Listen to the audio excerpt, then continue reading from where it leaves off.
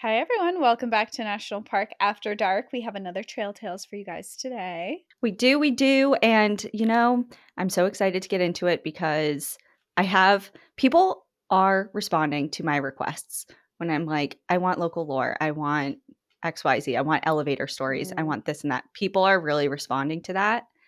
And I think I have a little bit of everything in mind today. Cool. So, can I go first? Yes, you can. Okay. My first story is titled Third Bridge, a Haunting in Colorado. Hi, Cassie and Danielle. My name is Ethan, and I'm a longtime listener, first time caller. NPAD has been a grounding comfort to me since the pandemic days of 2021 and has kept me company on many road trips and adventures across the U.S. since then. I'm so grateful to you for you both sharing yourselves so openly and for the community that you have cultivated. It's been wonderful to see the pod grow and evolve into the amazing thing that it is today. Ah, that's so nice. An OG listener. Which, thank you so much. We've Yes. said it before. We know we've been through a lot together. We sure do. To answer your call for local folklore, I want to tell you about the Denver area urban legend of a haunted bridge and the true story of my own paranormal experience there. I've always been a lover of all things spooky, though I consider myself spiritually agnostic. I value evidence and direct experience over dogma, yet even I can't fully explain what happened to me that night in 2012. Located about 25 miles east of Denver in the rolling high plains of Colorado, there is an unassuming bridge along a barren stretch of state highway. The bridge, which spans the long dried up riverbed of the former Kiowa Creek, now sits 15 above a grove of gnarled, windswept oaks. Locals call it Third Bridge, since it's the third bridge you encounter driving east along County Line Road. To most, it looks unremarkable, but according to legend, it is cursed. Dun, dun, dun. The story goes that the site was once the scene of a massacre of indigenous people by white settlers in the 1800s. The desecrated ground of the site became cursed by the blood of the innocent, and ever since, Third Bridge has been tied to murders, disappearances, and a string of fatal car accidents. If you're brave enough to visit after midnight, people say you can hear faint tribal drumming, distant battle cries, and even witness a lone rider on horseback. But a word of warning: never mock the spirits or risk becoming another victim of their curse.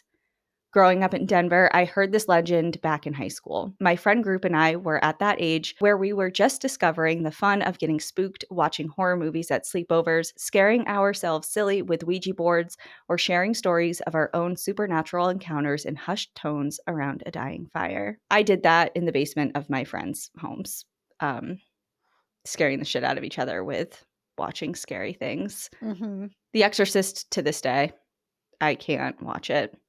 I've seen it I, once through, like, start to finish. yeah, me Never too. again.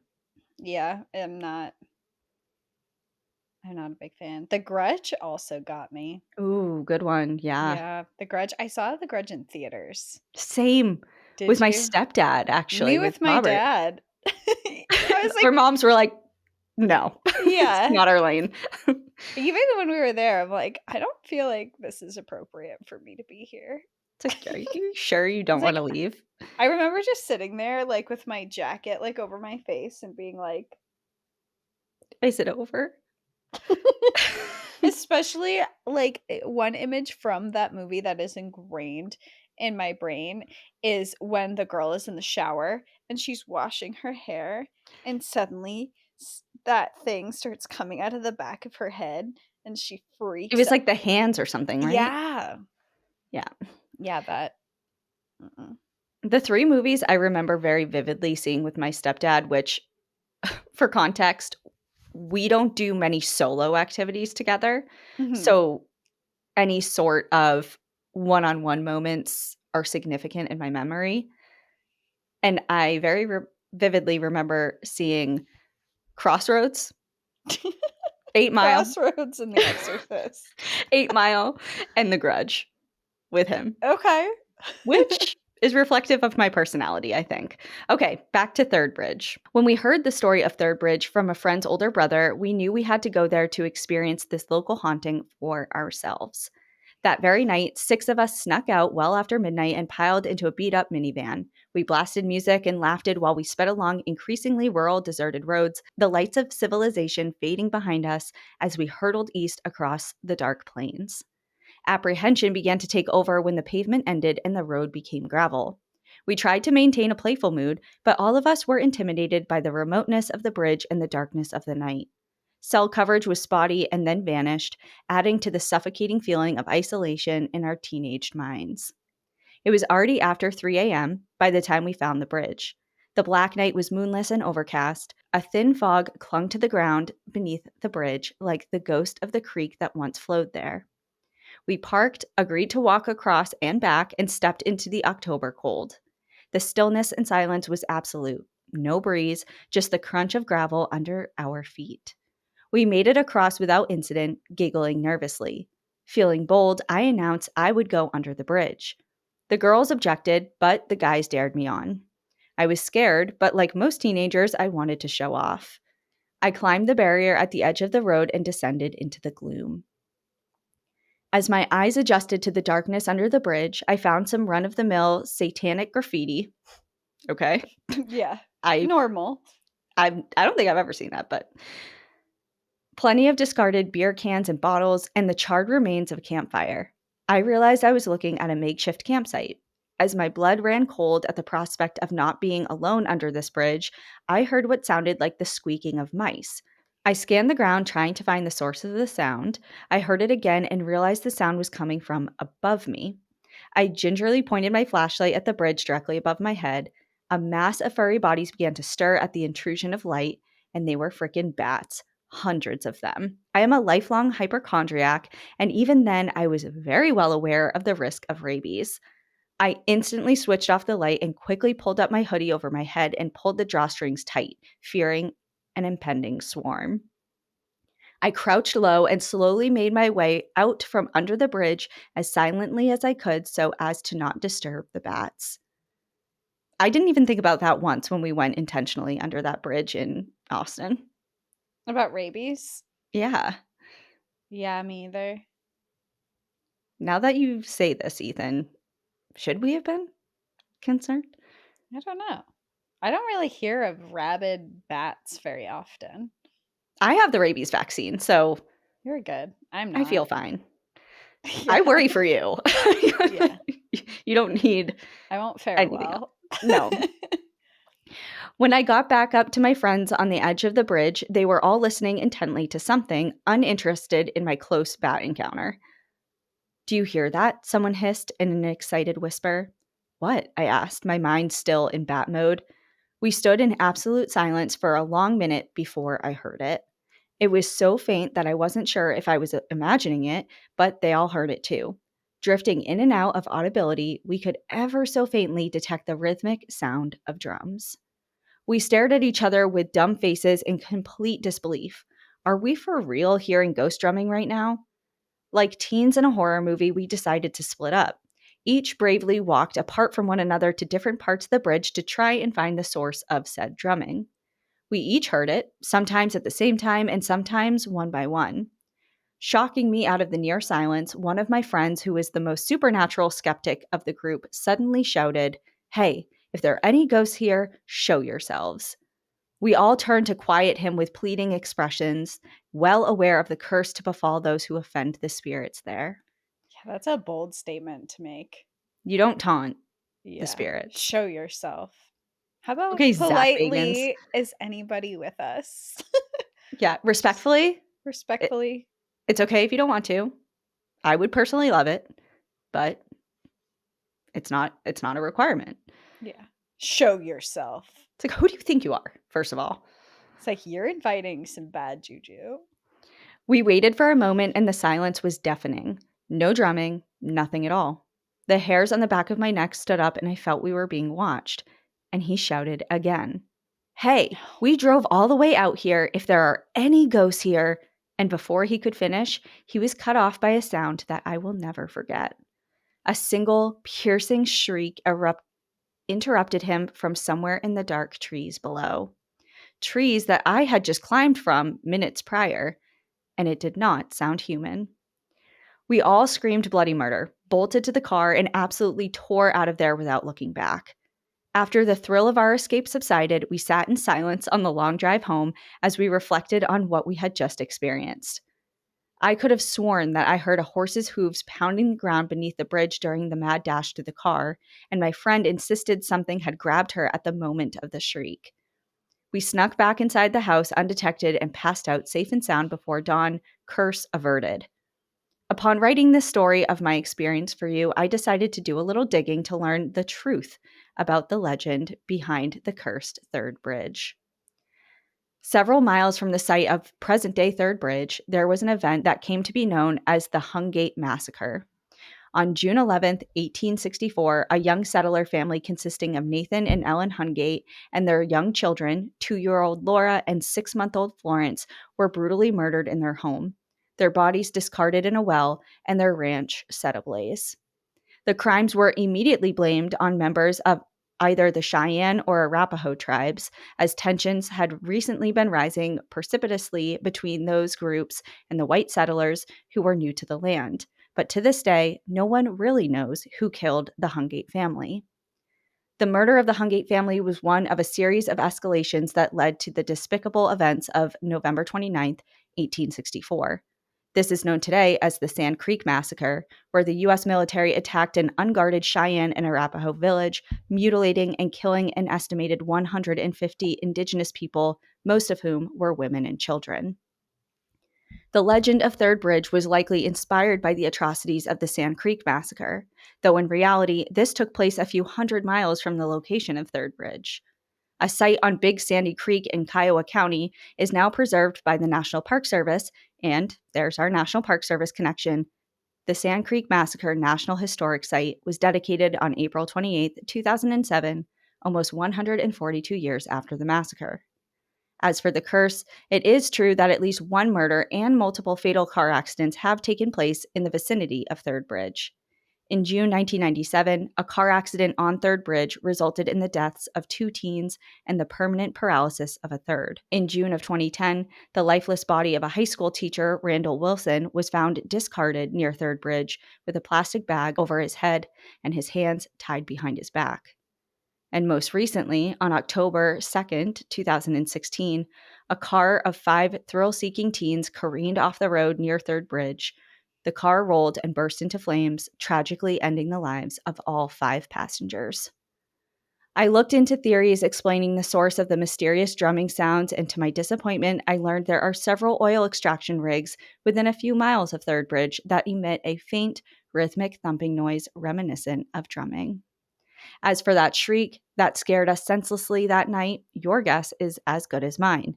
Human, animal, or vengeful spirit. As with any urban legend, the story of Third Bridge changes over time like a game of telephone, bending the truth and tragedy into myth. So, is Third Bridge really cursed?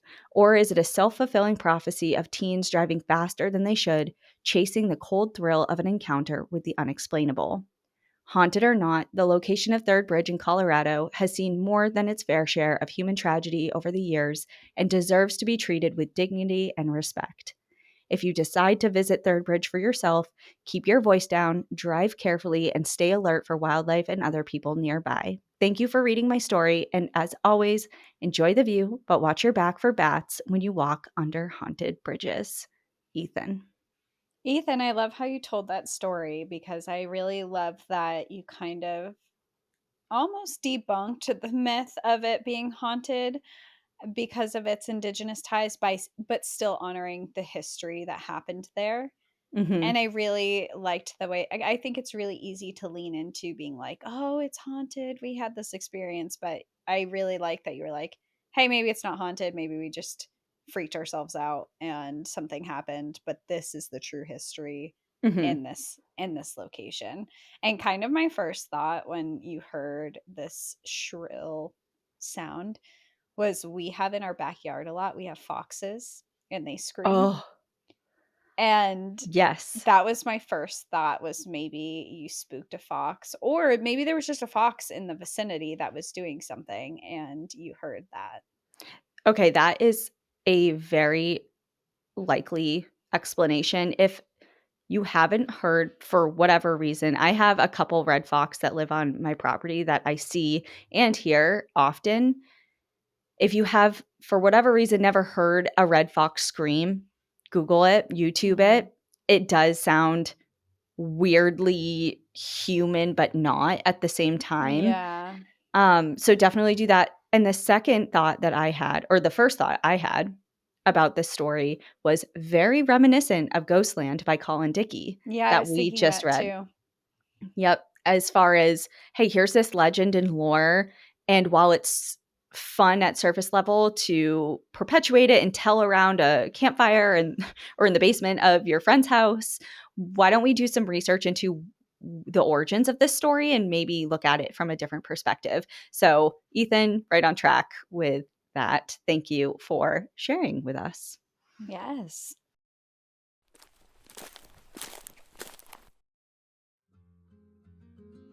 I feel like we live in the age of advertisements, and with so many swirling around, it's so easy to doubt the products. And I get it, I was in that boat until I tried Nutrafol. I've seen their ads before and kind of brushed them off, but now that I have firsthand experience, I am on board. Nutrafol is physician formulated, clinically tested, and dermatologist recommended. Nutrafol is the #1 dermatologist recommended hair growth supplement brand, trusted by over 1.5 million people. You can feel great about what you're putting into your body since Nutrafol hair growth supplements are backed by peer-reviewed studies and NSF Content Certified, the gold standard and third-party certification for supplements. And for anyone who has seen me and may be questioning, Danielle, you, with your gorgeous mane of luscious hair, why would you be talking about Nutrafol? And I get it, but I'm taking Nutrafol because I want to stay that way. Nutrafol has a proactive approach. I've noticed less hair shedding, and adding it into my routine is super simple. No prescription needed. Automatic deliveries means I stay on track with their subscription. I get one-on-one naturopathic doctor consults, and it includes a Headspace meditation membership. And you know I love my meditation. See thicker, stronger, faster growing hair with less shedding in just 3 to 6 months with Nutrafol. For a limited time, Nutrafol is offering our listeners $10 off your first month subscription and free shipping when you go to Nutrafol.com and enter promo code NPAD. Find out why Nutrafol is the best-selling hair growth supplement brand at Nutrafol.com, spelled Nutrafol.com, promo code NPAD. That's Nutrafol.com, promo code NPAD.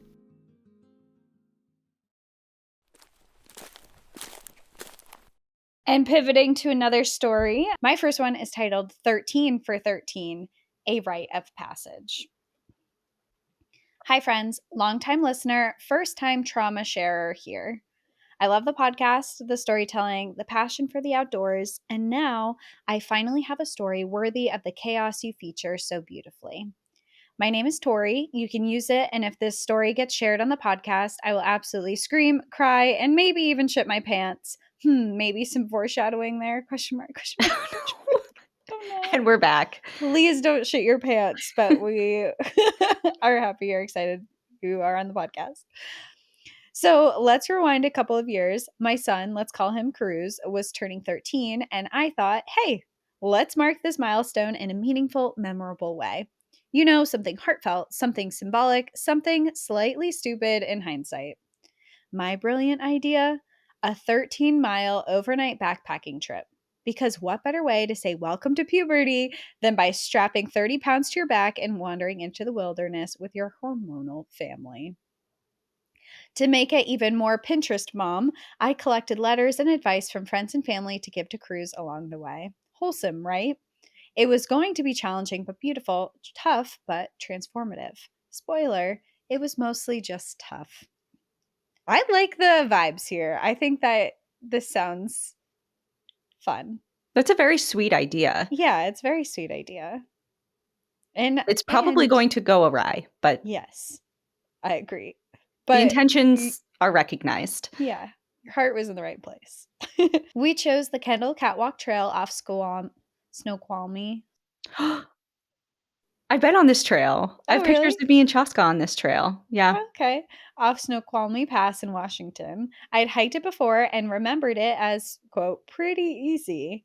This is a great example of why memory is a lying liar who lies. Day one. Nature has entered the chat. We prepped like seasoned pros, checking gear, scouted the trail, shared our plans with family, redistributed pack weight 47 times to make sure Cruz didn't hate me too much, and headed out at dawn, hyped and highly caffeinated. We handed Cruz his first letter from Grandma. It was touching. I felt victorious. What a good mom I am, I thought. 1 mile in, the first crack appeared in the perfect family hike facade. My husband was spotted sprinting off the trail, clutching a roll of toilet paper like it was a golden idol. He disappeared into some sparse brush. We waited and waited until he reemerged, looking like a man who had just been emotionally mugged by his own digestive system. I had to throw away my underwear, he said flatly, and the toilet paper. Rolled down the hill. Literally down the hill, like it was escaping him. He tried to chase it, but the faster he pulled, the more it unraveled, just like this trip. No. You had one job. Hold on to the toilet paper.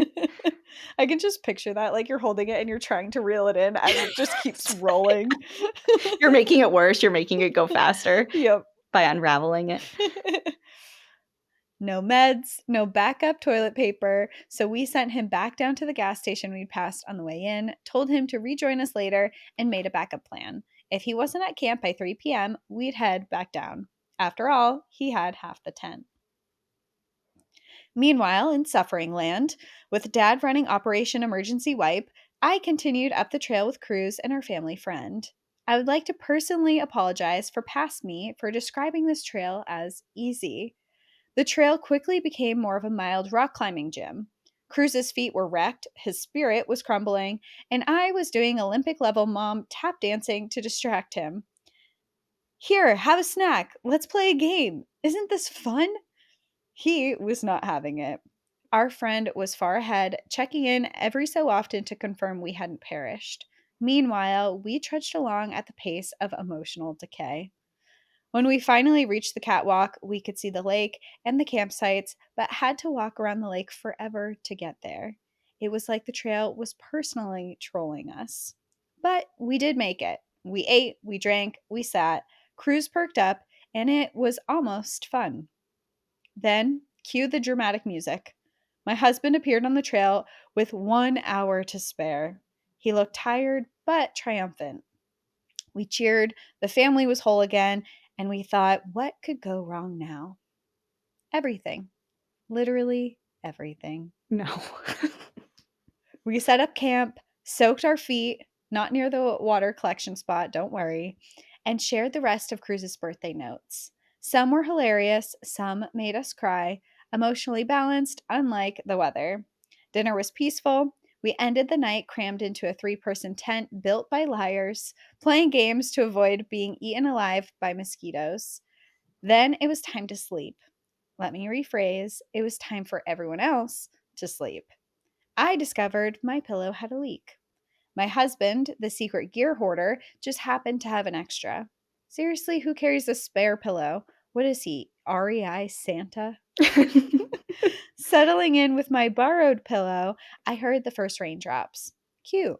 PNW ambiance. Then came the wind, the thunder, and the lightning. This was not cozy storm while camping. This was auditioning for a Discovery Channel survival show. The ground shook, trees whipped. My child clearly was trying not to freak out and was looking like he was calculating how many ways his mom had failed him. I counted lightning strikes like a human storm tracker with anxiety, and it was very clearly close. And it went on for hours. Then my sleeping pad gave up on life. It slowly defaded like my dreams of rest, and my butt hit the cold, hard ground. Could it get worse? Oh, yes. The flood and the floating footwear. I noticed water pooling near our feet. Our tent was pitched on a slight slope, and all our gear was under the vestibule at the low end. I sat up and whispered to my husband, "Our shoes are floating." To his credit, he sprang into action. In boxers and sandals, in the middle of a thunderstorm, he went out and scalped everything uphill, sloshing through puddles like a soggy hero. He saved our shoes, I saved my rage. Cruz and my husband fell back asleep instantly like well fed toddlers. I stared at the ceiling for what felt like 4 eternities, and the next morning there was blood, sweat, and tampons.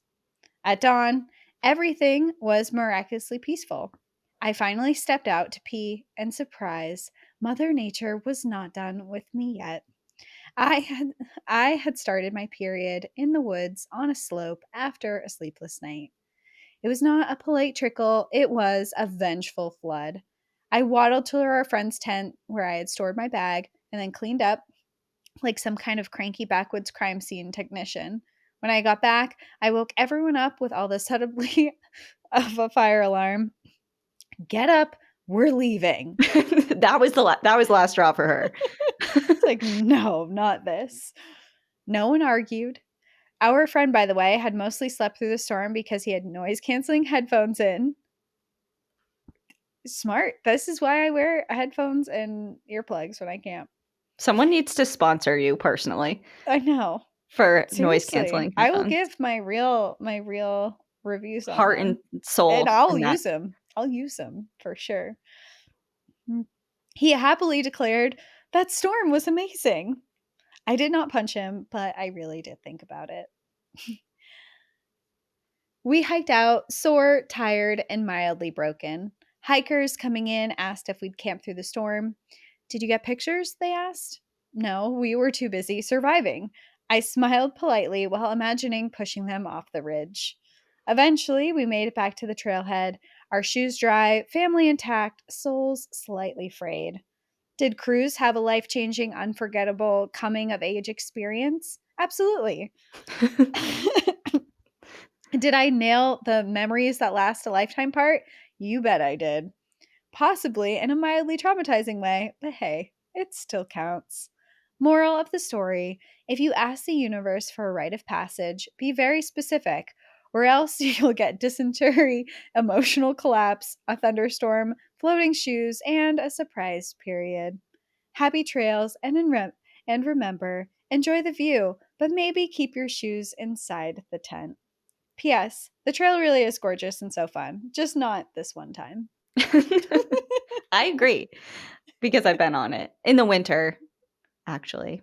So I don't know how it is it sounds like a summer trip, but you did nail a memorable experience. Cruz is not going to forget that ever. No. I don't know what When I he's did for my 21, 13th he's gonna birthday. be like, someone's gonna be like, "What did your parents used to do when for to celebrate your birthday?" And he's gonna be like, "Well, you know what? One time There was when this one I time on my turned 13th. 13." I don't know what birthday it was, but I was really, really into Survivor. And my mom made a whole Survivor themed birthday celebration and had the Survivor theme song going on our CD player, tiki torches lit. And this is all like my birthday's December 10th. It's in the middle of the Yeah. winter. And she did it all in like our formal dining room. She turned it into That's this really Survivor sweet. thing. Yeah. That's very I don't thoughtful. I'm not sure if it was for my 13th birthday, but it was definitely around that time. Yeah. Okay. My next story is titled Roombas, Coils, and Clusters. Yaate NPAD found your podcast through a suggestion from a link. I'm glad I found you. I feel like my workday is shorter while I listen, laugh, cry, learn, and discover many new places through your shared voices. Thank you both. My name is Dale. I wanted to share with you two trail tales. Even though both of these stories don't occur in national parks, they are in federally protected land held in a trust by Congress for tribal use under the plenary powers clause of the Constitution. Ironically, the Bureau of Indian Affairs is not under the Department of Human Services, but rather under the Department of the Interior. As are national parks, American Indians are seen and treated as natural resources. But back to my tale. Growing up in the Navajo Indian Reservation, my mother would wake my brother and I to run to the east at the start of each day and pray at dawn. When I was in high school, I would run in the morning to the east and pray before showering and going to school. One morning, I noticed on the red rock cliffs to the east of my community were streaks of what I thought was water coming down the sides. As I was running in a dry riverbed, I thought I needed to be mindful of a flash flood. As I ran, I continued to glance at the sandstone cliffs and noticed that the streaks were not coming down, but rather going up. Although it was still pre dawn, the sky warmed up enough to see. I had to investigate. As I climbed up the slope from the sandy riverbed to the cliff face, I realized it was clusters of tarantulas climbing upward to the coming skylight. What? I didn't notice right away because my eyes were focused upward, but when I looked down, the spiders were starting to encompass me. Alarmed, I carefully retreated to the riverbed. I thought no one would ever believe me, so I swallowed my fear and picked one up. My spine tingled as each one of its legs moved in my clasped hands. The creature settled easily into my palm as it was the size of my palm and began to warm up. It balled up, getting cozy in my warm hand. I said my prayers and walked steadfast right back home. I retold my story to my mom and as she prepared for work, and she simply replied, "Uh-huh, uh-huh." She probably thought I was just being creative. This That's is when why I you op- needed to steal the tarantula. that's when I opened up my palm and said, "See?" After getting warmer, the tarantula scurried up my sleeve. My mom screamed in shock and yelled at me to take it right back outside. I asked to keep it for a little while to show my friends, as they wouldn't believe my story either. I didn't own a camera back then. I'll stress that you should not take things from the wild. In the end, I returned it back to the cliff after showing it to all my friends, and they too recoiled when I opened up my palm. For me, if I did not watch those Saturday morning nature shows and learned about the desert tarantula, I would have never picked it up. But when I did, I overcame my fear of spiders, and I hope I helped my friends overcome theirs. My second story is from my brother. As a sophomore, my brother attended a school off of the reservation. The bus stop was a small gas station at the junction of Navajo Route 12 and US Highway 666. It has since been changed to US Highway 491. The bus for his college prep school usually came in around The bus for his college prep school usually came around in the later evening on Sunday. As the daylight drained away, he realized he missed his bus. He had no other means of transport, so he decided to hitchhike to school. My brother hiked for miles northbound on 666 without any takers willing to bring on board a lone male walking down Highway 666 after nightfall. Imagine that. Everyone was like, nope. As my brother hiked along, he heard the yips of packs of coyotes to the east and west of him. So he would jog when no cars were approaching. As he crested one hill and started descending into the valley, an oncoming 18-wheeler started down the valley towards him. When the truck neared the bottom of the valley, it blared its horns. And that's when he saw it. At the very bottom of the valley, it looked like a flash flood had covered the road. He scanned the horizon for lightning or rain. He still had miles to cover before he would arrive at Shiprock, New Mexico, and as he continued down towards the bottom of the valley, headlights appeared over the horizon behind him. He spun around and stuck out his thumb. With many lights, he recognized it was a semi. As the truck approached him with its lights on high beam, it also blared its horn. The horns continued till it crossed through that black river. As my brother got close, he could see a black trail in the semi's wake from the red taillights as it disappeared over the hill. And that's when he heard them. The coil, the Roomba of rattlers covering the highway. What looked like a flash flood from a distance were actually snakes writhing in pain, biting anything nearby as they were run over by the traffic. My brother did not dare cross on foot. He was finally picked up by a small vehicle when they also witnessed the carnage. As he was carried safely across the coil of writhing flesh clinging to life, the snakes bit at the tires to no avail. Some snakes were even biting themselves. And that gory tale shook me. My suspicion was that the snakes sought heat from the asphalt, much like the tarantulas sought heat from the warming red stone. Just to add, my brother did not bring home a rattlesnake to prove his story. Thank you for what you do. You bring joy to everyone who has witnessed those gaggles, parliaments, murders, pods, dens, prides, swarms, flocks, schools, herds, bundles, and convocations of life that share our Mother Earth. As a wise Flathead Native American tribal member said, we humans cannot live without the earth and all it provides us, but the earth can survive without us. We are not more important than the soil, wind, and water, nor are we entitled to it exclusively. We must share and care for all that is around us. As always, enjoy the view, take as many pictures as you need, leave the artifacts and animals alone, and take only what you need. Always watch your back and watch your step. A friend or foe may be beneath you, and as my people pray each morning, above me, below me, and in each direction, I pray, walk in beauty it is done. Walk in beauty, my sisters, and keep trekking with your great storytelling. Dale. I love that. That's beautiful. I know, and it reminded me so much. Thank you, Dale, for sharing this with us. This story and how he concluded it really reminded me of the Navajo Code Talker story that I covered last year in November Mhm. for Indigenous History Month. And Chester's story is just so incredible, and that's one of my favorite books of all time, and he talks a lot because he also was Navajo. If you're looking for an extra story to listen to this month, please check that out. It's on our subscription platforms. It's really a good one, and I highly recommend it. Kind of blast from the past. I can't believe it's been a year since that. I know. I feel like you just told that story. I know. I just Very love good. stories from, like, differing perspectives. I mean, I've never seen a natural phenomenon like that with that many snakes or that many spiders and things like that. Have Yeah. you? Um, no. No, I don't think so. And I was thinking when they were telling the story about the tarantulas, I've never actually seen a tarantula in the wild. I've only seen them as pets. You're right, I haven't either. Like, I think we had one in our classroom and 1 year growing up, and I've met people who have pet tarantulas, and I've seen them in pet stores, which is also, I hate pet stores, but I've seen them in there. But I've never actually seen them in the wild. I don't think I have either, now that I think about it. I do remember a or college friend or acquaintance, I couldn't even tell you. It must be an acquaintance because I don't remember their name, but somebody in my dorm sophomore year had one as a pet. Oh.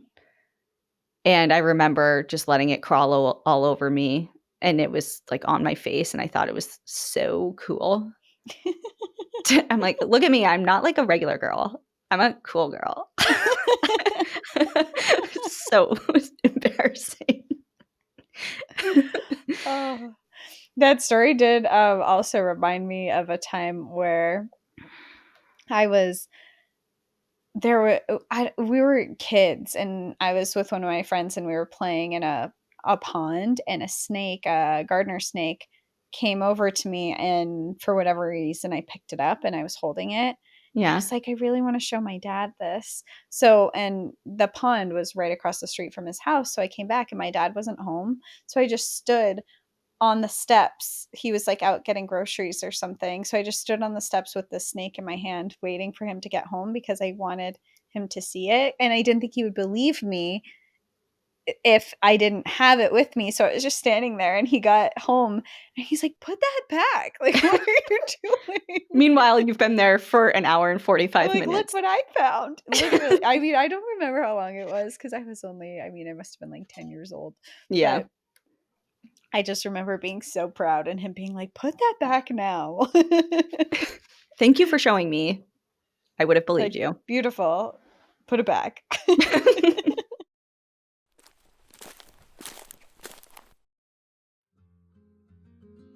I'm down for convenience as much as the next person. The quicker and easier, the better. But sometimes when it comes to food, that can be a nutrition downfall. But not with Kachava. This shake has saved my life in the morning when the last thing I want to do is spend a ton of time in the kitchen, but need to make sure I start my days with energy and nutrients that'll keep me going, like fiber, probiotics, B vitamins, and more. Kachava has 6 flavors, and my favorite is chocolate, but here's a little pro secret. I've been doing 1 scoop of chocolate and 1 scoop of strawberry with oat milk and some frozen strawberries, and that is a chef frickin' kiss. With every 2 scoops of Kachava, you get 85 plus superfoods, nutrients, and plant-based ingredients. No artificial flavors, colors, or sweeteners. Non-GMO, no soy, no animal products, no gluten, and no preservatives.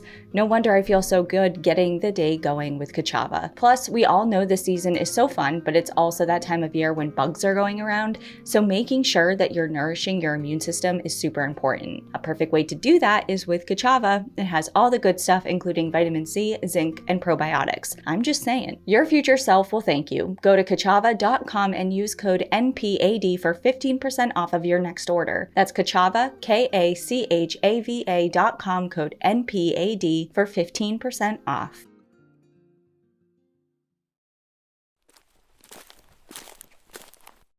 All right, my next story is titled, I Still Wonder If He Wanted to Kill Me. Hey, you two, you would not believe how many miles you have run with me over the years of listening to you. Hundreds, I'm sure. My own Cassie introduced me to you, and I've been hooked for years. I have finally decided to share my own trail tale, and I hope it gives you a thrill. In college, I had a friend who met me in a very vulnerable, unsure time in my life. He insisted he was in love with me, and eventually I gave the relationship a try. This is all very relevant, believe me. It didn't work out, and we broke up after only a few months. We had been friends for a year before our ill fated attempt. I was sure that we would be all right. After all, we had been there for one another, we made each other laugh, and went on adventures together. We had been friends, hadn't we? His rage at rejection was more powerful than any love we had shared. He threw me out of his house late at night, told me I could get kidnapped on the way home for all he cared.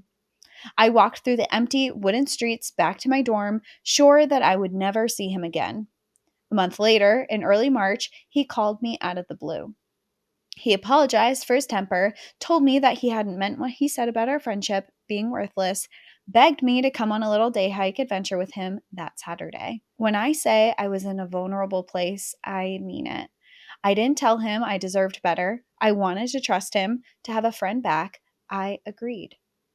We didn't drive to one of the popular hiking spots. We drove further and further into the middle of nowhere, and I watched the bars on my phone tick down slowly as if I were leaving them behind.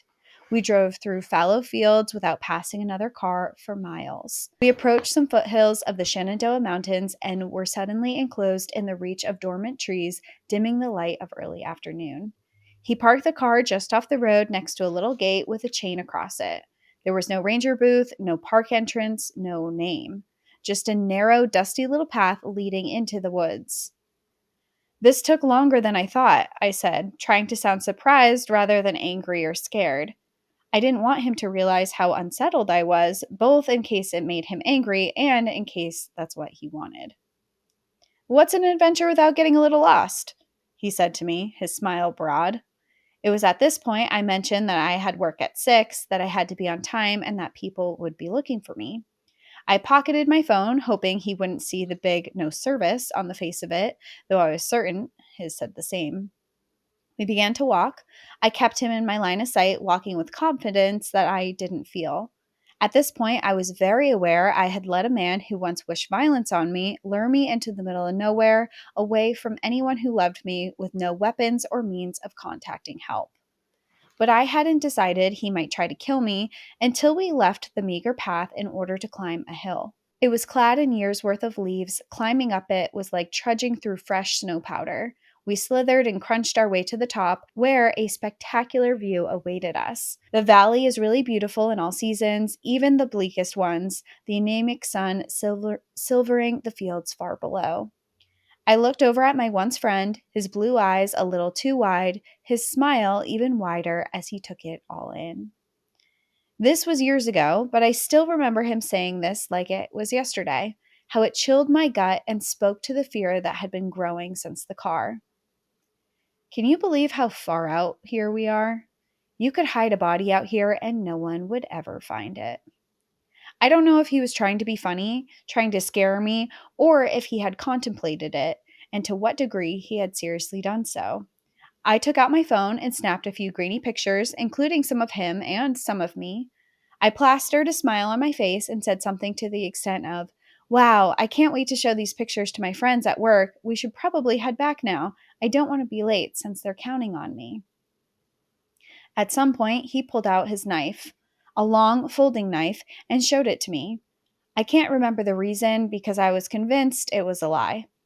I turned and started sliding down the hill as fast as I could back to the trail. In a shower of leaves, he slid down the hill behind me, his knife out. He was using it to slow himself down as he went, his face completely serious with focus, and I have never been more scared in my life. I landed at the bottom and stood up, picking up a nearby stick just so I'd have something in my hands if this was the moment. I had tried to keep myself as oriented as possible so that I would be able to run in the direction of a farmhouse, but they were all over a mile off. I was sure of that. When he got to the bottom, he stood up, gave the knife a few practice swings, and simply pocketed it. I couldn't believe it. We obviously made it back to the car. As he drove, I watched my bars slowly come back. My friend says hi, I remember saying the second some messages came back. She knows we are hiking today and hopes we don't see any bears. It was a bald faced lie, but I wanted him to know that people knew we were together. I had one hand on the handle of the car in case I had to bail out. Not sure what I would do after, but at least I would be away from him if I needed to. He drove me to my job. He earnestly asked me if we could hang out again, and I said numbly I would have to check my schedule. The second he was gone, I texted another friend and asked if she could pick me up and if I could spend the night at her place. I did so for the next 3 days or so. I did not continue that friendship. At the very least, this man wanted to scare me, wanted to make me feel small and at his mercy. At most, he thought about it. And I still think about this almost 20 years later. So, ladies, go on your adventures, thrive in the reasonable danger. Don't let fear control your life, but watch the people at your back. There's a reason we choose the bear. LJ. And there's a reason everyone always says, listen to your gut. Yeah, that's so scary. And I totally agree that he went out there with a bare minimum intentions of scaring you. Yeah, for sure. Especially because it sounds like you knew this person very well because you had a friendship and then you had a brief romantic relationship. You like the fact that you felt like this was off, I think is just very telling that what this person was doing was very out of character of the person Mhm. that you knew and felt safe with prior. It's so depressing hearing stories like this because it really reinforces something that I think a lot of women deal with, and that's the sadness that comes with sadness and fear and all these other things, but with quote unquote friend zoning somebody and Mhm. truly wanting to be friends with somebody that you just either you tried or just right off the bat, you know, you're not going to have a romantic connection with. But then But on you the think you other might end like of them as a that, person. yeah, and from our end, you know, it's like if that person gets either like this and gets super upset and rage filled or just ghosts you, it feels so shitty from this point of the spectrum or this side of the fence with, okay, so you don't value me as a person or for a friendship, you just wanted one thing out of me, Thing. Yeah. you know? And Yeah. I think that a lot of women are waking up to that. And that's why we're kind of in this new wave of with the whole like male loneliness epidemic, quote unquote thing, and Yeah. all of that. I know you just rolled your eyes so hard, but it's like Yeah. we're okay. You know, it's just we've kind of had enough with I think that. all women have had a point in our time where we have friend zoned a guy and it has not gone well for Yep. us. And I totally understand, like, if someone truly has really deep emotional feelings for you and is like, I'm sorry, I can't just be friends, like, that is That's fine. valid. That's valid, and I can totally respect that, but when it changes, especially when it is always one-sided, where this person has, like, secretly had all these feelings for you and you never knew, it was just a friendship for you the whole time, or if it turns into this really dark place where it's scary and, I think a Mhm. lot of, like, "Sorry, I just wanna be friends," you get hit back with, like, "I never liked you anyway, you're ugly, you're stupid." Like, or "I fill hate in the blank you," or insult. yeah, like some type of insult is followed with it, and I think every single person, every woman has had this experience.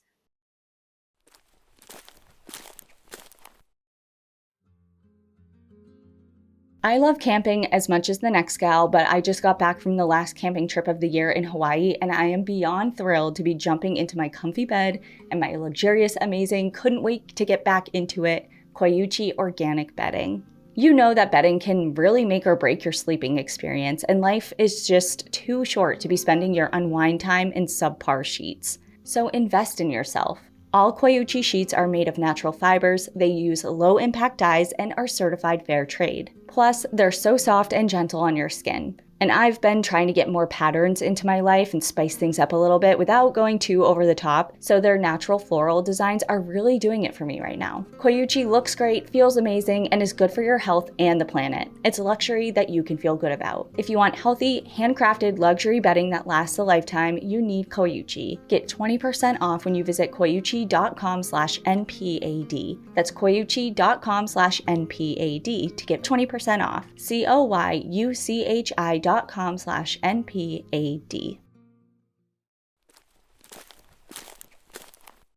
My last story is titled Maybe an Axe Murderer Encounter Along the PCT. Perfect. Hi, Danielle and Cassie. I'm a long distance through hiker, aka someone who hikes an entire trail from start to finish. And having completed 2 of the 3 Triple Crown trails, I've decided to hike the PCT, doing the entire 2,700 miles of it in 2023. I did some extra miles that year, along with approximately 2,700 miles of the Continental Divide Trail. For those new to these trails, the Appalachian Trail is also a Triple Crown trail. I've also done some large sections of hikes that these 3 trails, as well as the much shorter but still beautiful Uinta Highline Trail in Utah, leaving me with nearly 7,000 miles of through hiking experience. Like many through hikers, I hike these trails solo. I am a female, but I still make friends with the many other hikers along the way. I've always wanted to submit a trail tale, but never thought I had any stories worth sharing. Side note, I do. I will share more maybe someday. This story takes place along the PCT in the state of Washington in July of 2023. I was in the process of through hiking the trail when I had an incredibly strange encounter with a potentially dangerous man. Another side note, I was hiking southbound at the time, though I originally started the PCT northbound. Hiking in California's highest snow year and wettest year on record was a challenge, and when I reached the Sierra Nevada and hiked partway through in 400% snowpack, I had to turn around due to a 5-day blizzard. Instead of waiting out the blizzard, myself, along with many others, flipped to Washington, tagged the Canadian border, and then hiked back to where we left off south.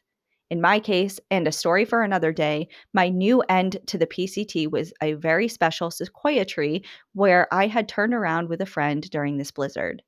Anyway, now that you understand why I was hiking south, to the main story. I was hiking the PCT to White Pass and to a general store and a small gas station called the Cracker Barrel.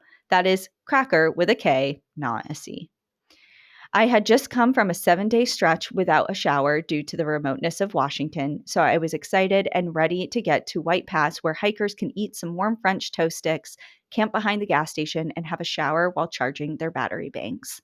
Huge shout out to that store.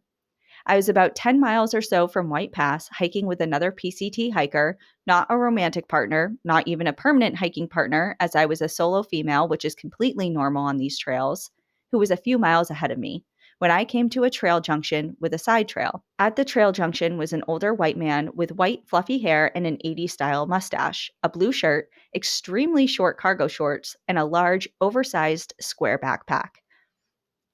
He popped out of the side trail, took one look at me, seemingly got very excited, and asked if I was a PCT hiker. I said yes. Now remember, I am 7 days in with no shower coming from a section that had some burn scars and ash.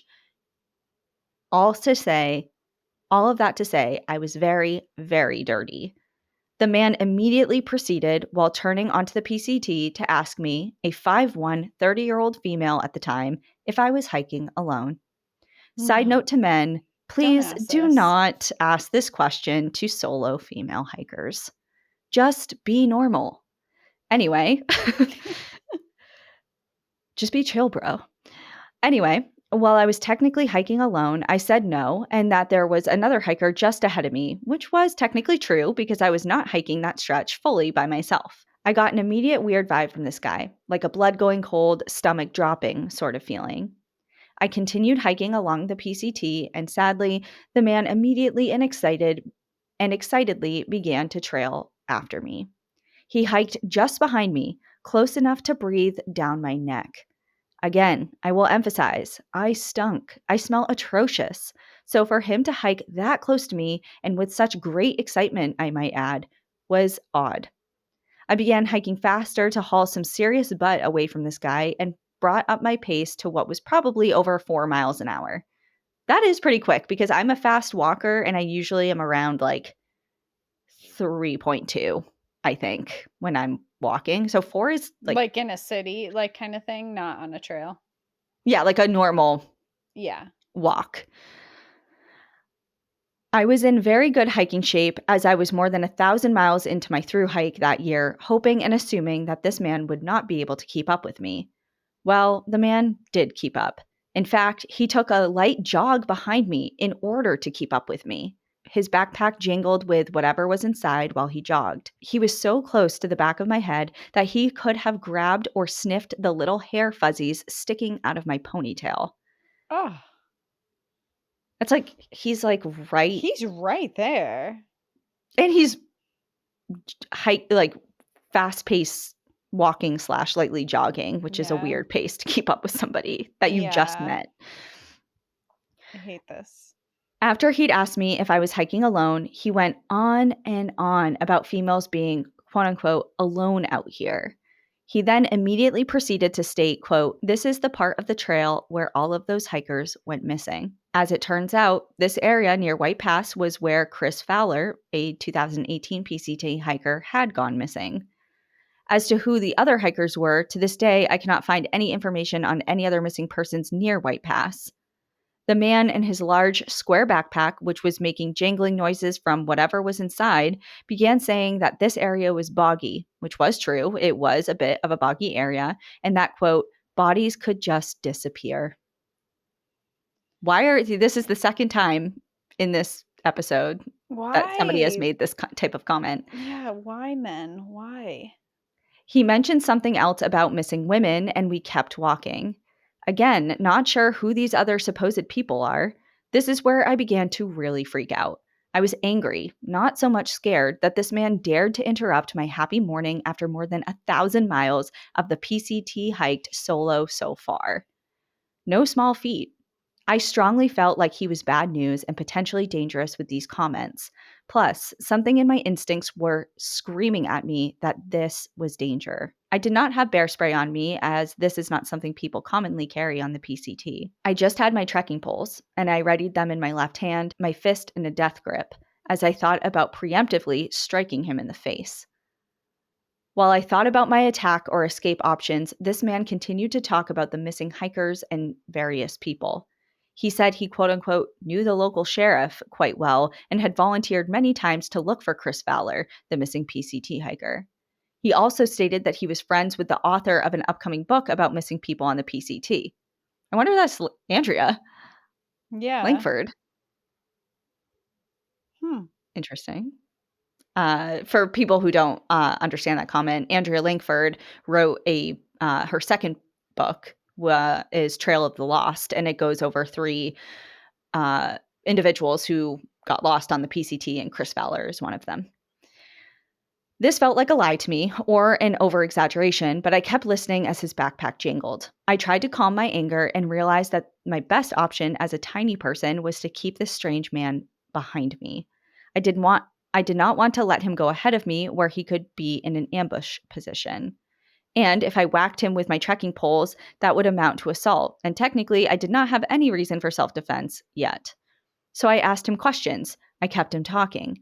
He went into incredible detail of the search in these bogs for the missing PCT hiker and how hard he worked looking for him. Talked more about being friends with this author, the other missing people he did not mention in great detail.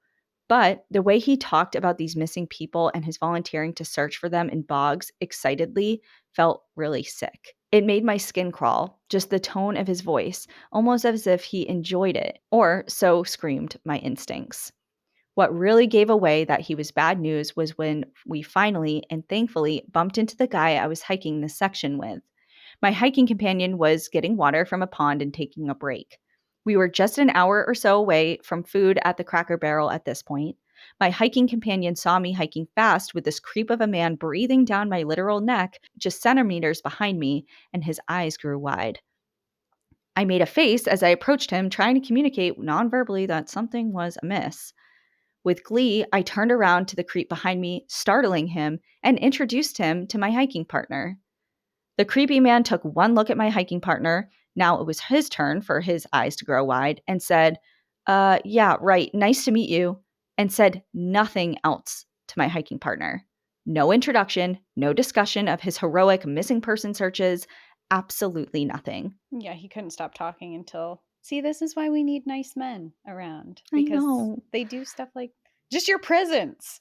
Yes, Literally, this man hasn't even done anything yet. He's just physically there. just standing there. Yeah. After that, this creep of a man took off, excuse my language, fucking running down the trail. A real Forrest Gump, sprinting nearly, not jogging, not hiking fast, but running until he disappeared from view. I explained everything to my hiking companion, who was immediately horrified. He was horrified too by how close the man was to the back of my head. We both kept hiking fast, trying to see if we would see this man again.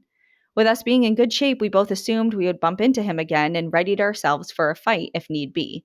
But we never did see him. The man simply vanished. There were no side trails, nothing. We didn't see his footsteps in the mud at the White Pass trailhead. He completely disappeared into the woods seamlessly. Had I not been hiking alone, I'm not sure what would have happened or what the man and his jangling backpack ultimately wanted from me. At White Pass, I was creeped out enough that I decided to report the encounter to the U.S. Forest Service ranger via the phone. The ranger remarked to me, "Oh, fuck. Yeah." So it was not just me who found this weird. We also reported his appearance and the encounter to the Cracker Barrel should any other hikers meet him or should he approach the gas station. To this day, I've tried to find out more information about this man. Perhaps he was just a weird man overly interested in missing persons cases. But how close he got to me was definitely not normal, and him sprinting away from my male hiking partner was also not normal. What was in his strange backpack? My instincts tell me, even now, that he was dangerous and that I narrowly missed a potentially worse encounter. I am, shall we say, a feisty short person with a Napoleon complex. I wish I had threatened him more, but my instincts told me to be calm and to placate his stories, which I did. I now through hike with either bear spray or a large fog style pepper spray for my overall comfort. I do not wish to dissuade people from solo hiking outside. Stories like this are the exception, not the norm. I continued along the rest of the 1,700 miles I had on the PCT without further incident, going on later to solo hike the entire Continental Divide in 2025, which is even more remote. I think a lot of people who are conditioned to think that women should not travel alone, and this could not be further from the truth. However, sometimes you do have an odd creep here or there, impacting people no matter their gender identity. My takeaway from this story is always, always trust your instincts. Trust them no matter what. Maybe consider carrying some type of spray if it brings you peace of mind, and always watch your back, for you never know who might be chasing it, smelling your stinky hiking hair. Anna. I hate how close he was the whole time you were hiking. I think that he was purposefully crossing a physical boundary, it sounds like. Um, Unless he Yeah. just had some just truly didn't understand social cues. But I mean, I think that your instincts were totally on par and that something was wrong there. And I think also Yeah. your instincts that told you to play nice and entertain him was also a survival mechanism that kept you safe. So I think that you did everything right in that situation. And I also really loved that you advocate for women to hike solo. I hike solo all the time and I love it. And I hate experiences like this, but I agree that it's not the norm.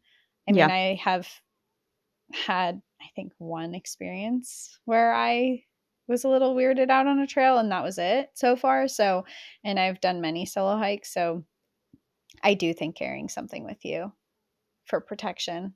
I always say, if Yeah. where you are allow bear spray, just keep it. Even if you don't have grizzlies in your area, just Yeah. throw some Go bear for it. spray. It's gonna take care of whoever's bothering you. Yeah.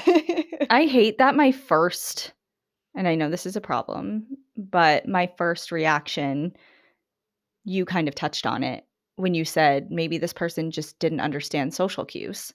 Mm, And my first reaction to something like this, not just this story in particular, but this type of scenario, is mhm. giving the benefit of the doubt and saying, oh, they certainly couldn't have poor intentions. Maybe there's just something, yeah, maybe there's something off, but that doesn't mean that this person has evil intentions. And I shouldn't be generalizing because this is a man that he wishes me harm and, things like that. But You know what? I I think don't know. I think that there's this pressure to not feel to try and be like, "No, they couldn't mean harm," and maybe they truly didn't, but if Yeah. your survival and safety depends on you having these defenses up, and there's a reason that we have instincts, and it goes I mean, you have instincts, you have survival instincts, and when there are alarms in your body that are saying like danger, danger, danger, you don't I think that women are taught so much to be polite and to be like, "Oh, maybe like this is weird, but they just don't realize like be polite, be nice, like don't make them feel uncomfortable." Like we're Yes. taught so Yeah. much that to make sure that other people feel comfortable around you that I think it's so easy for us to be like, "Oh no, like this is fine." But if you have alarm bells going off in your brain of like this is wrong, this is danger, don't shove those away. Like keep those, stay on high alert, do Mhm. whatever you need to do to get out of that situation and whatever you need to do to be safe. And I just think like who cares if you're rude? Who cares if that person goes home that night and is like, "Wow, that person was a weirdo." Who cares? You're It's like, safe. "I'm You're sorry, I thought you were safe. gonna kill me." Yeah, yeah, like, it's Yeah. like, you know what, maybe you misconstrued the situation. I don't think that was the case in the story at all, but in situations, like, worst comes to worst, you misconstrued it, but you're still alive, and you're Right. fine.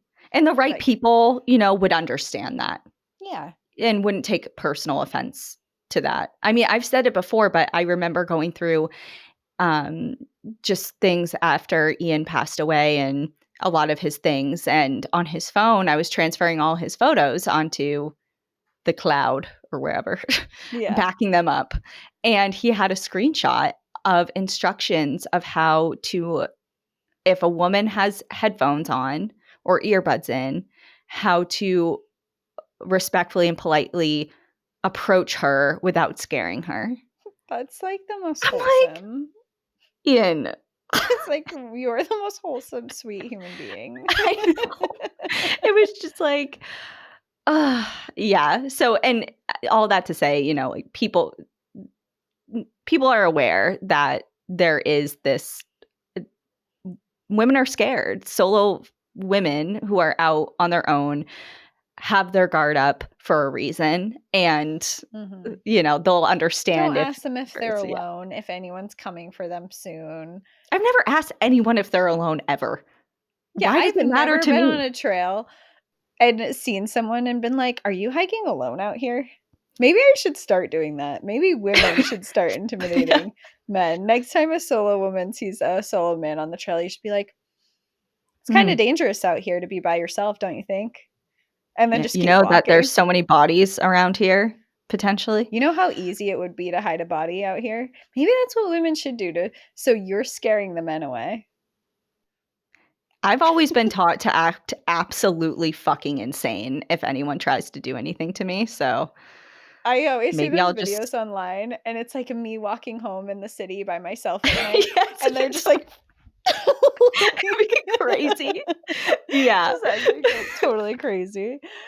Yeah, You have another story. I do. This episode's gonna be so long. It's Apologies, so everyone. long. Okay, well, we're kind of on a theme here because we mine is titled "Small Town Legends, Small Town Serial Killer." Hello. You can call me Essie. I only recently discovered your podcast, first on YouTube, now on Spotify, and I've been making my way through your backlog. I absolutely love it. You both are amazing storytellers. My story takes place on the Colonial Parkway, which is a national historic park in Virginia that connects Williamsburg, Jamestown, and Yorktown. I say my story, but it's my mom's. It's the true crime story that first got me into true crime, since it was her recollection of surviving a serial killer. The Colonial Parkway murders were a series of murders that occurred in the 1980s. The only figure who was the most likely suspect was in 2024 based on DNA evidence, but it still remains uncertain. The victims were pairs, teenagers to young adults. One of the pairs was never found, but their vehicle was located at a rest stop on Interstate 64. They've been expanding I 64 since around 2012, and there were rumors that bodies were found, but I have yet to find anything on news websites corroborating gossip of the old ladies from my hometown, Yorktown, Virginia. The suspected MO of the murderer was to pull over his victims, likely imitating a park ranger or state trooper, in what appeared to be an unmarked law enforcement vehicle. There were stories of folks in groups or alone who were pulled over in such a situation but were allowed to go. Now, those could have been legitimate interactions with law enforcement, but investigators had little to go on at the time. Which brings us to my mom's story. She was in graduate school in Williamsburg, and she and her boyfriend at the time were driving home to Yorktown. Her encounter happened shortly before the last victims, Anna Maria Phelps and Daniel Lauer, were reported missing. My mom and her boyfriend had borrowed a mutual friend's car and had laundry in the back. My mom's boyfriend was bringing laundry to use her washing machine over the weekend. My mom swears up and down she was going under the speed limit. It was in the middle of the night, and beyond the threat of a serial killer, there was a threat of deer running out in front of unsuspecting speeders. Locals tried not to speed at night on the back roads, including my mom. She swears her speedometer did not go over 35 miles per hour. The speed limit was 45 miles per hour where they were pulled over by a vehicle flashing its lights. My mom immediately panicked. Her boyfriend, we'll call him Rick, in an effort to calm her down, turned around to report whether it was park rangers or troopers, except instead he stated, "Shit, it's unmarked." A man my mom described years later as stout and scruffy, wearing tan, and who stood mostly out of sight of where she could see him through the driver's side window. The man asked for license and registration, and Rick asked why. My mom at this point was frozen. The man outside the car cited speeding, but Rick retorted she was going 35.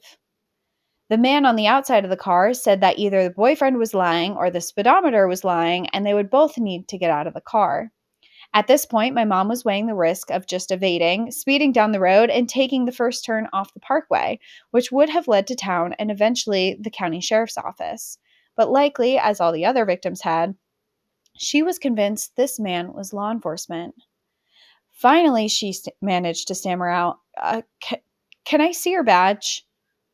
The man outside the car slammed his hand on the roof of the car and shouted for them to get out of the car or he'd get them for more than just speeding and lying to a cop. "Hey, are we there yet?"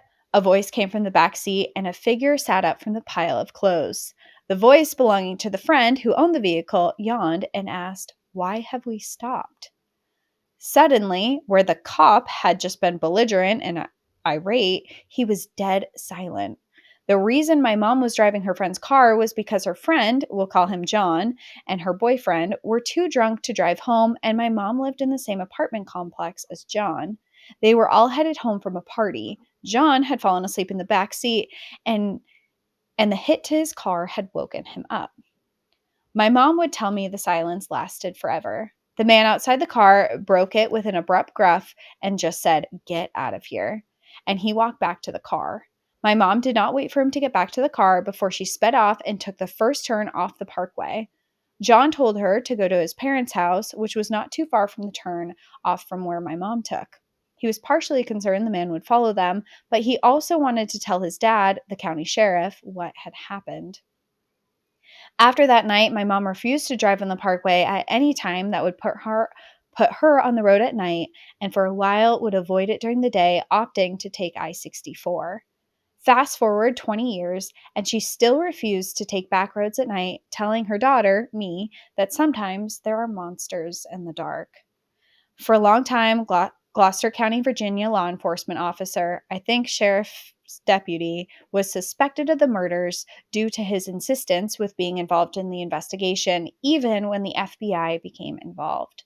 Some viewed him as an advocate for the families, but eventually, even the families became uncomfortable with his constant interference. A friend of my family, who was the park superintendent for the area, tried to have him arrested a few times. I think his name was Atwell or Aftwell. He was eventually arrested on unrelated tax convictions. Both he and the suspect they currently pin the murders to are both dead of old age, so whatever information they could provide us is lost to the ether. Thank you for considering my story. Keep your eyes on the parkway, and remember, when in doubt, call 911. Call 911 or your local state line, Virginia is 711, to confirm the unmarked car trying to pull you over in a remote area is, in fact, law enforcement. Essie. I mean, that's a lesson I learned as soon as I got my license. My stepdad was like, you know, even if even if they have lights going, but you can't distinguish anything else on their vehicle that's, clearly showing that they're law enforcement, Mm-hmm. keep driving. Put on your hazards so they know that you recognize it. Just put on your hazards and keep going until you're at a well-lit place that's, populated Yeah. with other people if you feel uncomfortable, Yeah, it's because they'll scary to understand. think about Again, they'll that. Yeah. understand. Yeah. Yeah, If it's it's a scary to think legit that people and do that because I personally I wouldn't if I was in that car and I was driving down the road and it was at night and lights flash, I would be like, "Oh, pull over."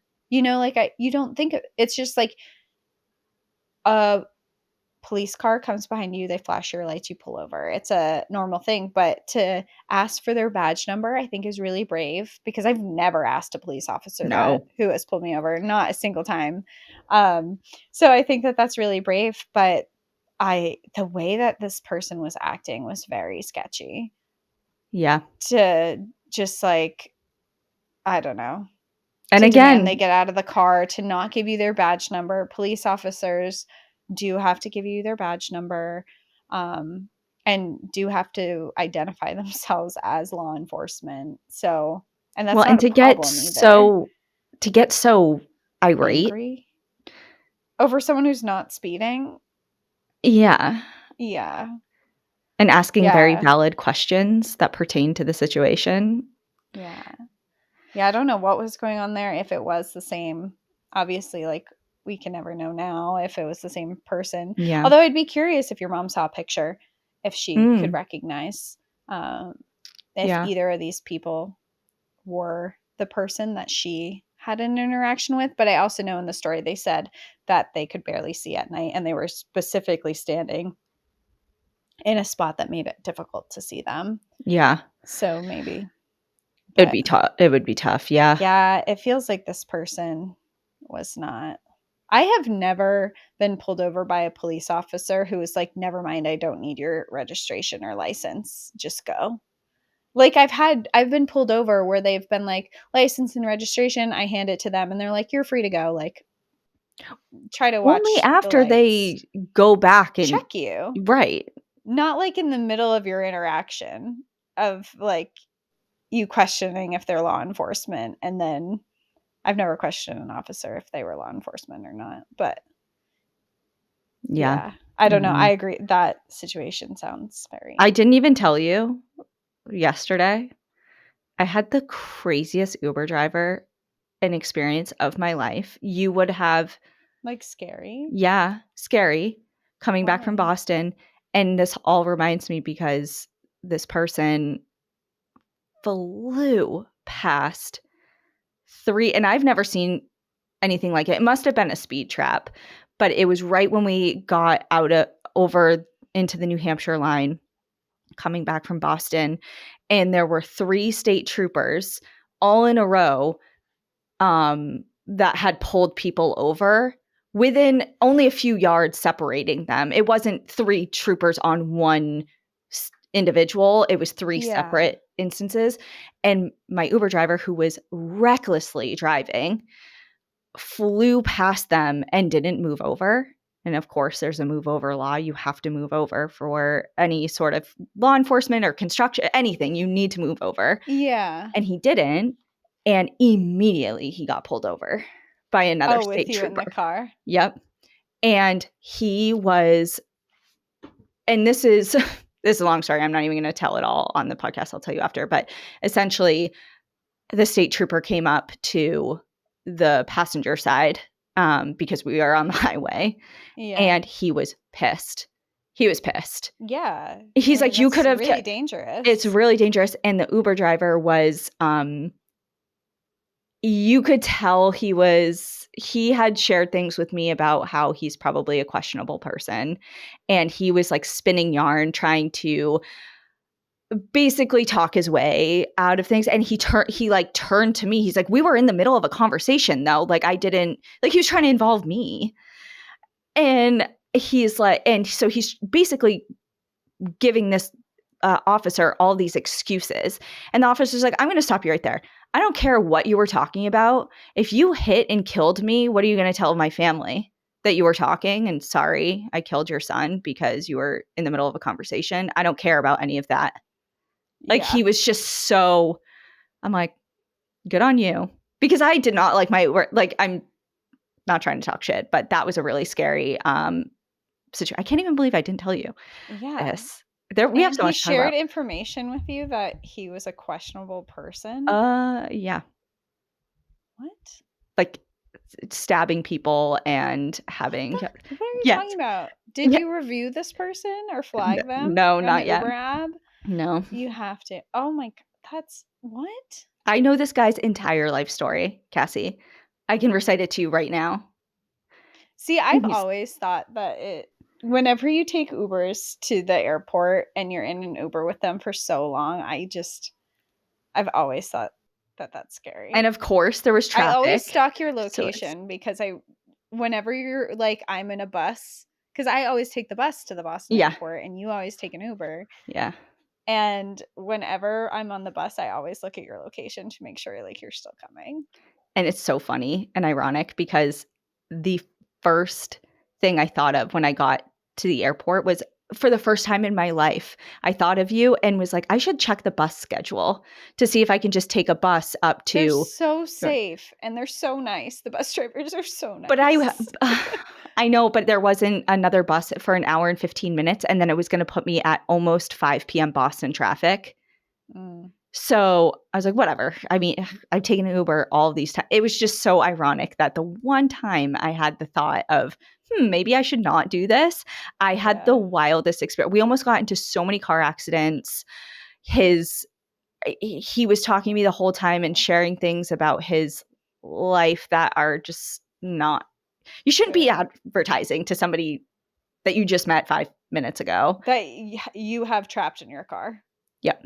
And of course, Uber there's did just traffic. change. So They did just change it so you can make it so you can only have a female. You can request only female drivers now on Uber. I saw that. And it was because my Uber driver from my Durango hotel to the Durango airport that morning was a woman so sweet. She's probably a listener now because we talked about the podcast. She was so nice. It was like such a lovely experience. It was 3 a.m. It was so early. I was expecting to just have a nonverbal ride, but she was so sweet. And then I Yeah. have this other experience that's like the total opposite of the spectrum. I'm like, I Yeah. just want to go home. I just want to go home Yeah. in one piece, please. Oh my god. I had one really, really bad Uber experience that has kind of, and I think it was Uber, but it could have been any of those rideshare apps like Lyft or whatever. Yeah. But I remember I was going to the Boston airport and I decided to do the rideshare one where they pick up someone else because it was cheaper to do that. And I was like, oh, someone else going to the airport, we can share a car. Yeah. They like split the fare. I was like, it's cheaper. I was super broke. I was just like, yeah, that totally makes sense. I'll never do that again. Um, this person, it's super early in the morning, I think. I don't know, this was years ago. I think it was in the morning. Um, but anyway, we get to this, he picks me up first, and then he goes to this other location, and there's this guy. It was morning because he was very inebriated. And I was like, why is this guy so hammered? And he gets there and he's like, yeah, you're supposed to be bringing my girlfriend to me, not picking me up to go to my girlfriend. Oh, the other passenger. For a second, I thought you meant your Yeah. driver wasn't even. I'm like, wait, No, what? no, no. The other passenger Okay, got there and gotcha. he's like, you, oh, no, you were supposed to bring my girlfriend to me, not pick me up to bring me to my girlfriend. And he's like, oh, well, this is what you requested. This is where we're going. And he's like, okay, we'll just do it. And he gets in the car. He's very clearly intoxicated, and he's like going on, he's talking and talking, he's like on the phone with his girlfriend, she's like yelling at him and hanging up on him and all this stuff, and it's like this weird thing. He's friendly at first, and I'm like, okay, everything, vibes are fine, I guess. This is weird, but and then suddenly like something switched in this guy, and he started getting really angry, and he started yelling at the Uber driver, and I'm just in the back seat. This guy's in the front with him. He Okay. starts yelling at the Uber driver because he's like, "You have to bring me to my girl. Like my girlfriend is somewhere else now." And he was like, "I clearly have another passenger in the car. I can bring you to the location you asked me for, but like now you're asking me to go across town Mhm. and to bring you back to your place. Like I can't do that. She has to go to the airport." And I'm just sitting there totally silent in the back. He starts yelling at him, like starts hitting the front of his car and like getting really verbal. He pulls over and he's like, "Okay, I'm just going to let you out here. Is Yeah. this?" And so he's like, "Fine, like fuck you." And he gets out of the car, and then um he he left his phone in the car. So the guy like rolls the window down and he's like, "Hey, you forgot your phone," after he gets out, and he turns around and he's like, yeah, like says some like angry words to him again, grabs the phone, turns around, and he's like, "And you know what?" And he turns around to fucking grab the door and like start fighting him. Oh Like, my god. and the guy locked the door the very last second. He's like swinging his arms to try to grab this guy, and he takes off in the Uber with And me you're in the just back. sitting in the back. And I was just like, You were silent. I was just silent in the back. I'm like, what the fuck is going on right now? And I have a I have a 1-star rating on Uber, and I always wonder, I have one star. And I wonder if it's from that ride, like if we shared a rating. Cause I'm like, who else Oh. would give me 1 star? I like, unless I had like a really drunken night I don't remember and was being just an absolute terror in a car one night. But that I have, when you look at my rating, it's lower because I don't have a lot of Uber rides on it. Yeah. But I have a 1 star and I can't see like why or who Where or it came when. from. Yeah, I would bet I that think it if might be that's that. is how it operates, that you had that shared rating, that's for sure where it came from. Yeah, That's scary. it was so scary. At least you But were in it together, though. It wasn't like a yeah, the one-on-one. Uber driver wasn't scary. He was super nice. And then Yeah. he was like, he got out of the car and he got away. He's like, "So to the airport." I was like, "Yes, please." Please. Like, please. And then I got to the airport and I was like, "I'm never taking an Uber again. Never, You do, never, give shoot me looks when we're in Ubers if anything goes every time." slightly wrong or there's a weird vibe or something happens, you always give me the death stare. It's like, "I didn't do Colorado, this." there's something going on in Denver because every single Uber we have been in Colorado, they, even if the people are super nice, they drive insane. I'm like, I why are we know. going 80 and a 40? Why did we almost just hit 4 different cars? Why did we just blow through a red light? Like it's just like the entire time we're ever in an Uber in Denver, I fear for my life. I I'll know. just walk. I'll just walk, honestly. I don't need You're a that. big fan of public transportation for the reasons that you've just outlined, Yeah. and I understand, and after the Uber ride that I experienced yesterday, I'm kind of on that same. I know it was a one-off and the guy, I don't know, it just there's so much to talk about with that, Yeah. but anyway, I okay, can't wait to learn more. let's All right. Well, let's finish this episode because we've been here for a long time. And outsiders, we do have 2 more stories for you. Mine is titled Mama Bear versus Mini Bear. Mine is titled A Mysterious Melody in the Redwoods. Okay. So if you somehow want to hear us Hear us talk more. even more, which feels strange because I feel like this is the most I've talked on an episode in a really long time. Come on over. We'll see you on Yeah. subscription stuff. Everybody else who's had just about enough, totally understand, and we'll see you next week. In the meantime, enjoy the view. But watch your back. Bye, everyone. Bye. Thank you for joining us again this week. If you have a trail tale of your own you'd like to share, you can write to us at npadstories@gmail.com or visit our website at npadpodcast.com. Bonus trail tales and content are available to Patreon members and Apple subscribers. Follow the show on Instagram, TikTok, Facebook, and X at National Park After Dark. And if you prefer to watch our episodes, you can find us on YouTube at National Park After Dark. And as always, if you enjoy the show, please take a moment to rate, review, and subscribe wherever you listen to podcasts.